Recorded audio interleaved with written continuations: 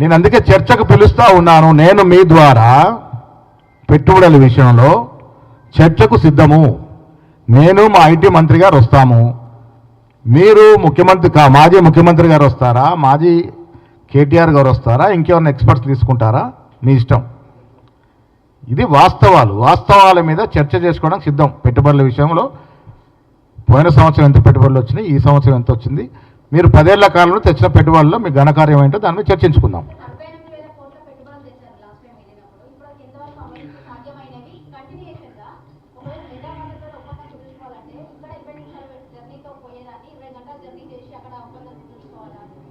Mega Krishna Reddy గారు international పరంగా వచ్చినప్పుడు, ఇప్పుడు ఇన్ఫోసిస్ ఉంది. ఇన్ఫోసిస్ పెద్ద సంస్థగా దావోస్కొచ్చి అమెరికా కూడా ఒప్పందం చేసుకుంటుంది.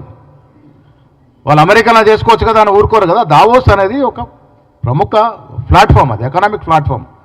అక్కడ రకరకాల సంస్థలు వస్తాయి, విదేశీ సంస్థలు వస్తాయి, దేశ సంస్థలు వస్తాయి. ఒక రకంగా ప్లాట్ఫామ్లో చర్చలు జరుపుకుంటూ ఉంటాయి. మీరు పెద్దదాన్ని మర్చిపోయి, ఇంత పెద్ద పెట్టుబడులు తెరిస్తే హర్షించాల్సి మర్చిపోయి చిన్న విషయాన్ని తీసుకొని రాద్ధాంతం చేసి ఈ మైలేజ్ దెబ్బ కొట్టాలని ఈ రకమైనటువంటి నాటకాలు ప్రజలు నమ్మరు తెలంగాణలో. ఇది వాస్తవం కాదా? ఇవాళ ఎంఓయూలు వాస్తవం కాదా? 1,78,000 కోట్ల ఎంఓయూలు జరిగిన వాటా వాస్తవం కాదా? మీరు 5 ఏళ్ళు 2015 నుంచి 20 వరకు 0 తెచ్చింది వాస్తవం కాదా? 0 పెట్టుబడి తెచ్చారు. 2019లో మాత్రమే ఒక 250 కోట్లు తెచ్చారు. 2000 కోట్లు కరోనాతో పోయింది. తర్వాత 450 కోట్లు తెచ్చారు. ఒక సంవత్సరం 450 కోట్లు ఎక్కడ? ఒక సంవత్సరం 1,78,000 కోట్లు ఎక్కడ? మీకు మాకు వ్యత్యాసం ఉందా లేదా? అభివృద్ధి విషయంలో కాంగ్రెస్ పార్టీకి, ముఖ్యమంత్రికి చిత్తశుద్ధి ఉంది. అందుకే ఈ కార్యక్రమం జరుగుతూ ఉంది.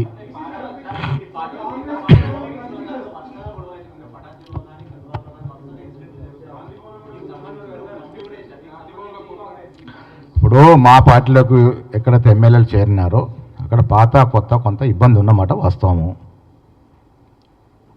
ఆ ఇబ్బందిని తొలగించేందుకే నిన్న కమిటీ వేశాము. కమిటీ అంతా స్టడీ చేసి వాస్తవాలను ఇస్తుంది. దాని తర్వాత ఏ చర్య తీసుకోవాలో దాని మీద స్పందిస్తాం.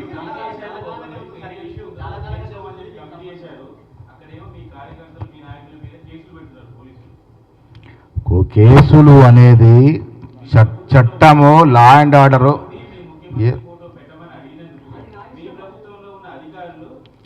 అందుకే ఇప్పుడు మీరు చెప్పే విషయాలు, నా మదిలో ఉన్న విషయాలన్నీ కూడా మా కమిటీకి చెప్తాము. వారు 2-3 రోజుల్లో మొత్తం పర్యటన చేసి వాస్తవాలు తీసుకొస్తారు. మీ విషయం కూడా కమిటీకి చెప్తాం. కేసులు ఎవరైనా పెట్టారు, ఎట్లా పెట్టారు, అవి కూడా పరిశీలించమని చెప్తాం.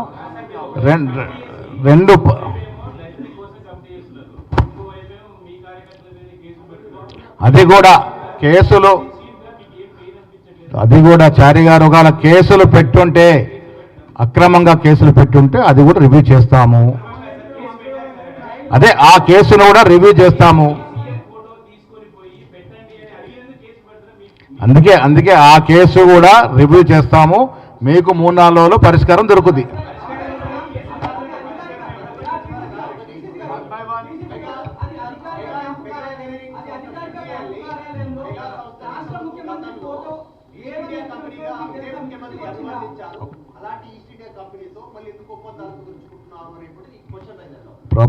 తెలంగాణ ప్రభుత్వం దావోస్కు పోయినప్పుడు ఏదైతే నిషేధిత జాబితాలో లేవో అన్నిటితో ఒప్పందాలు చేసుకుంటాం. ఒక ప్రాజెక్ట్కి ఇంకొక ప్రాజెక్ట్ తేడా ఉంటుంది. ఆనాడు పీసీ అధ్యక్షుడు రేవంత్ రెడ్డి గారు మాట్లాడింది ఒక ప్రాజెక్ట్ విషయం కావచ్చు. ఒక కాంట్రాక్ట్ ఒక ప్రాజెక్ట్లో ఉన్నది, ఇంకో ప్రాజెక్ట్లో ఉండదు. ఇవాళ ఒప్పందానికి ఆనాడు చేసిన విమర్శకి వ్యత్యాసం ఉండొచ్చు. అది రకరకాల డిఫరెంట్ ప్రాజెక్ట్స్ అయి ఉండొచ్చు.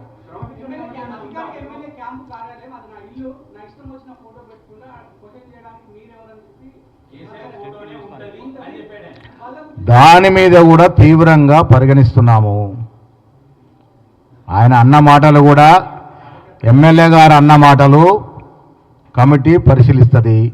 ఎమ్మెల్యే కార్యాలయం మీద దాడి చేసిన పరిస్థితిని కూడా 3-4 రోజుల్లో దీని మీద పరిష్కారం దొరుకుతుంది.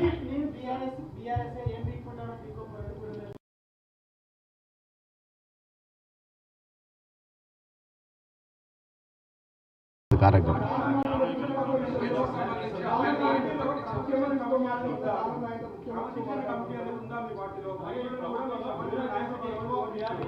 మా కమిటీకి 3వ కన్నుంది. అన్ని చూస్తూ ఉన్నాం, అన్ని పరిశీలిస్తూ ఉన్నాం.